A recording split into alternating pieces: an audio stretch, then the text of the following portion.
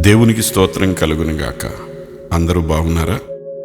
మన మనస్సుపై జరుగుతున్న దాడిని త్రిప్పికొట్టగలగడానికి 2 శక్తివంతమైన ఆయుధాలు మనకు ఇవ్వబడ్డాయి. అది ఒకటి దేవుని వాక్యము, మరొకటి దేవునిని స్తుతించుట.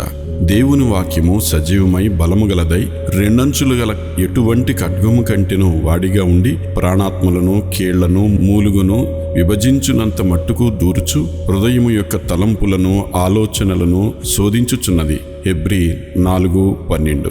దేవుని వాక్యాన్ని మన నోట ఉంచుకున్నప్పుడు 2 అంచుల ఖడ్గమైన ఆ దేవుని వాక్యము తప్పుడు ఆలోచనల్ని తరిమి కొడుతుంది. కాబట్టి ప్రార్థనలో సాధ్యమైన సార్లు దేవుని వాక్యాన్ని వచనాలను పలుకుతూ ప్రార్థన చేయాలి. అప్పుడు మనం ఫలితాలను తప్పక చూస్తాం.